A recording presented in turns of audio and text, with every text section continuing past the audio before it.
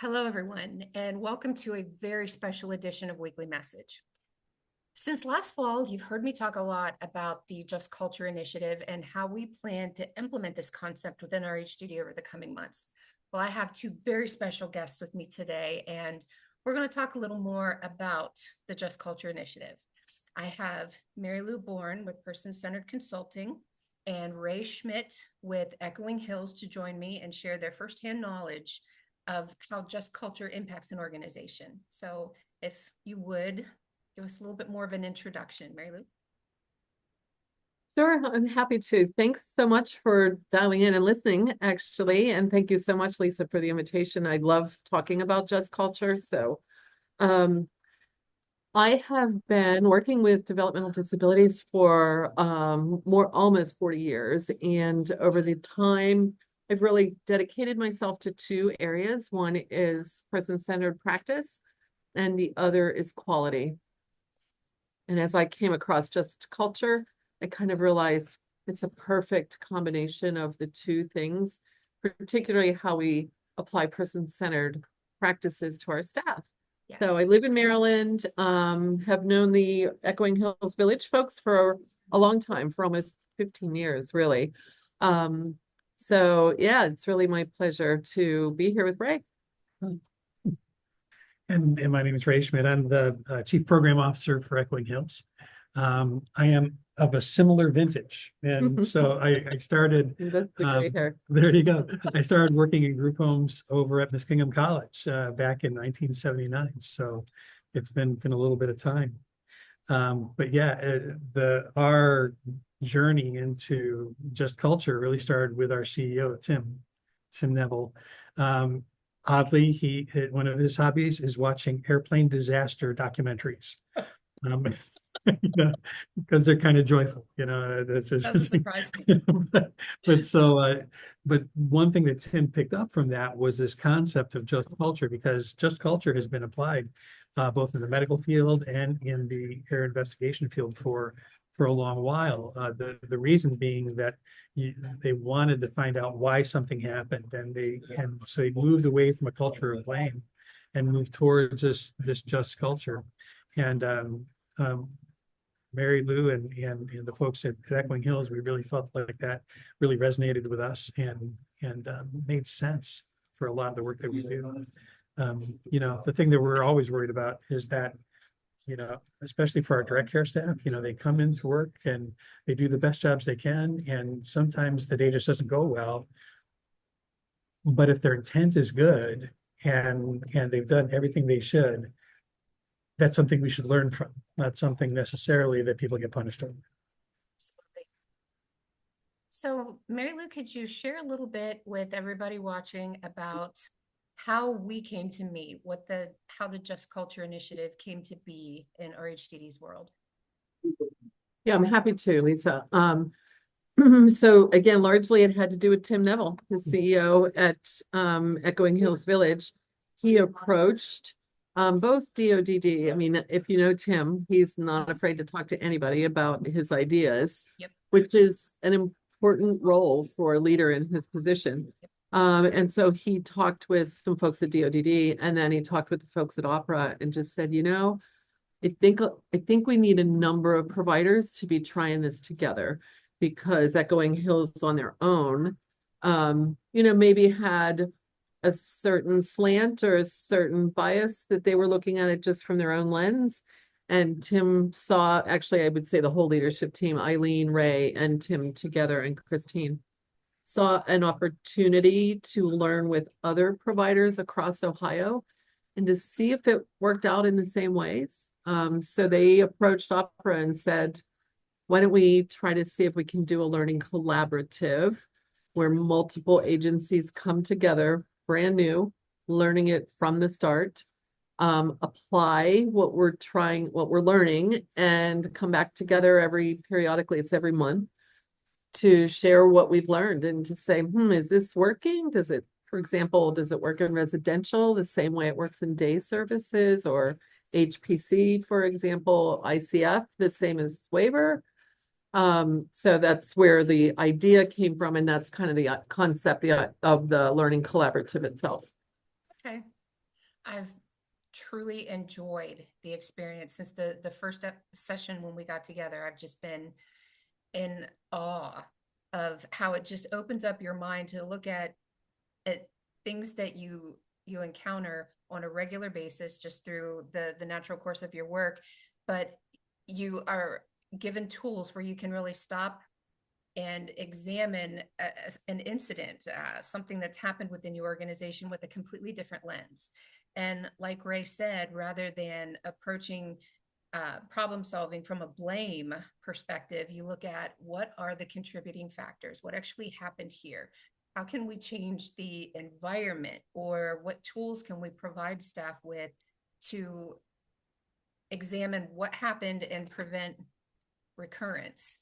And it's just really opened up our mind at the leadership level with Heidi and Kim and Nicole and myself.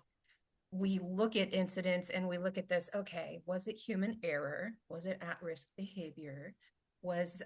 We've just really learned so much in such a short period of time. And I'm super excited about it. And I just get hung up on my own words trying to explain to everybody just how big this concept is and how excited I am to roll this out within the organization so that people are more comfortable self-reporting, so that people don't feel as though they're going to be in trouble for an innocent mistake. Humans make mistakes, and considering all of the staff hours that we provide in a year to people that we serve, there will be mistakes, and there's nothing wrong with that.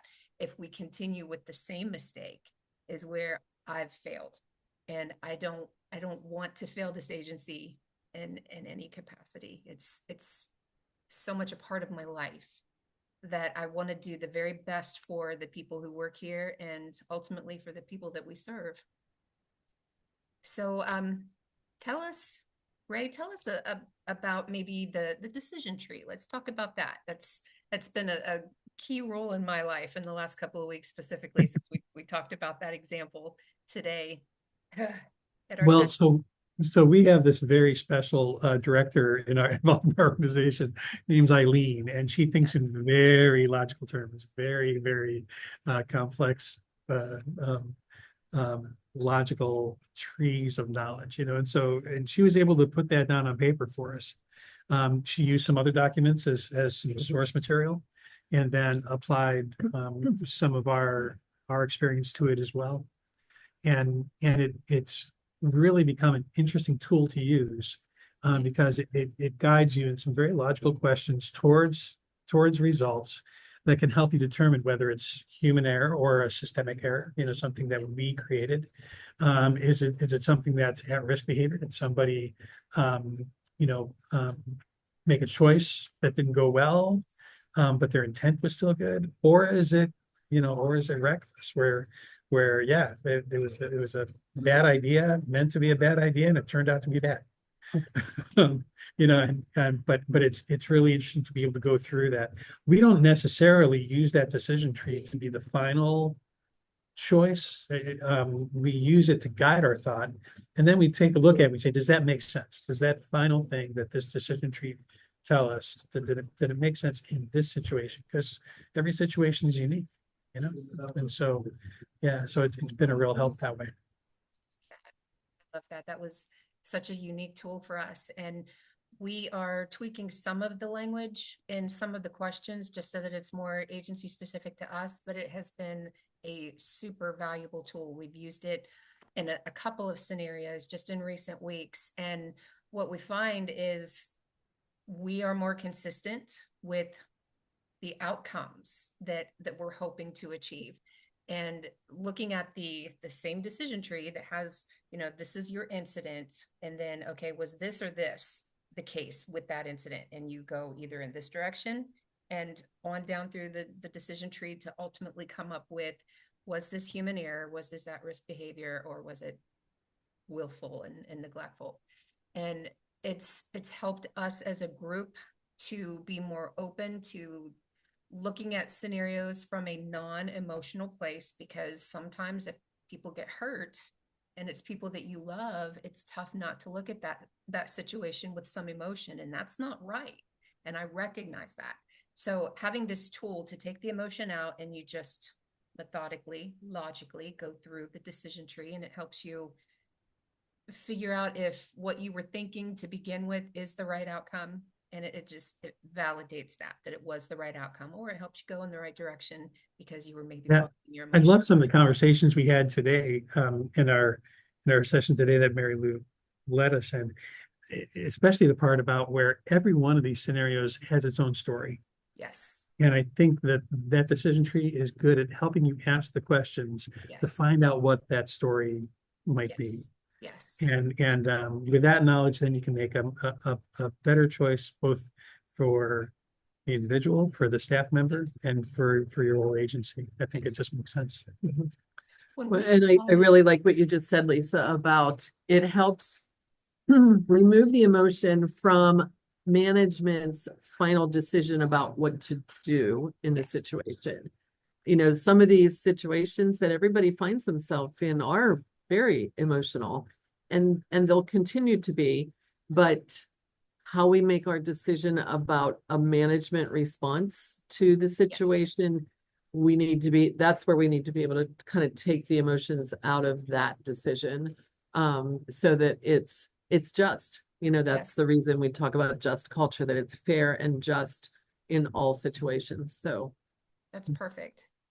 Mary Lou, if you were to give a one-liner in an elevator to a stranger to explain what just culture was, what would that be?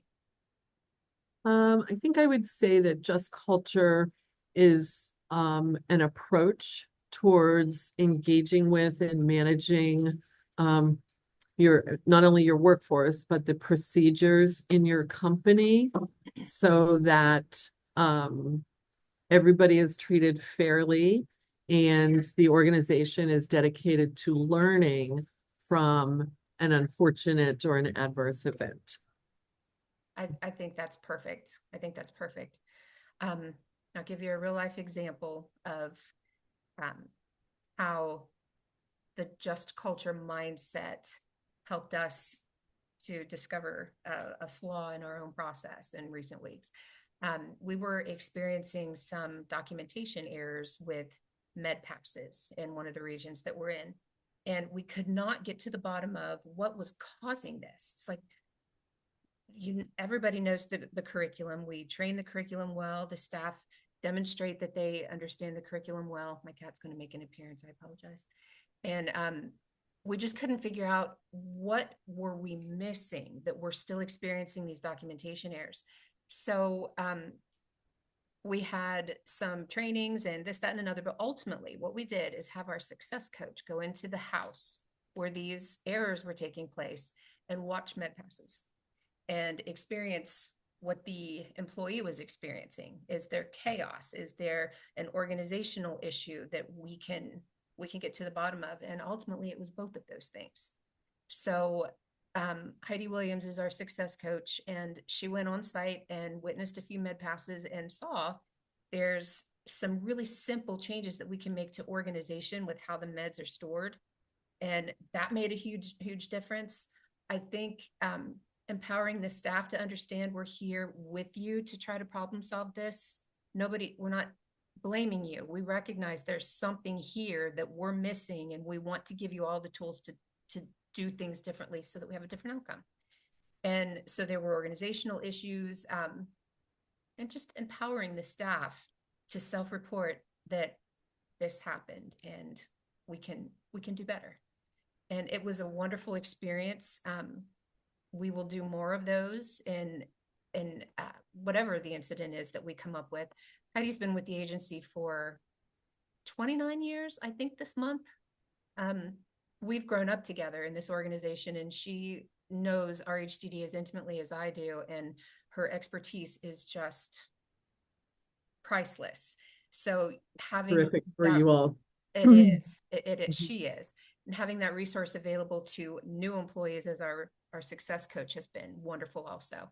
So we're using that position to a great degree to try to problem solve some of these things and implement the new culture that we want people to want to work here, to dedicate their career to RHDD and feel safe in the work environment, that blame is not what we do. We work together for accountability.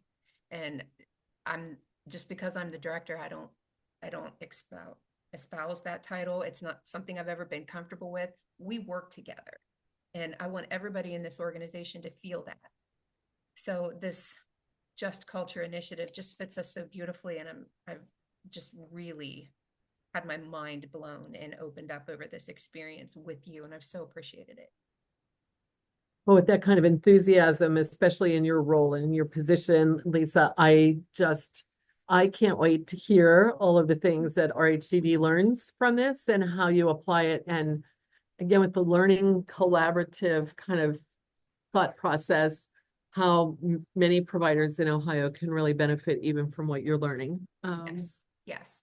Our so- executive leadership team is meeting with business and programming leadership on February 20th. And executive leadership is Heidi, Kim, Nicole Smith, and myself. And we'll be talking a little bit more in line with the type of conversation that we're having with everybody in leadership. And then we're going to continue to roll it out to smaller groups and continue having these conversations. And it's exciting. I'm hopeful that the wonderful culture that we already have can only get better. And ultimately that leads to retention and really high quality services for the people that we support.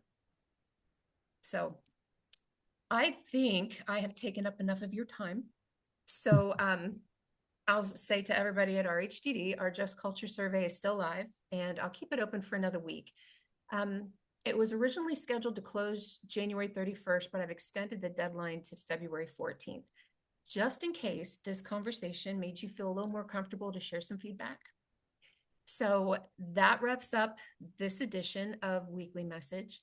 I hope we answered some questions that you may have had, and anything that we discussed, if it brings up more questions, please don't hesitate to reach out to me. You know I love that.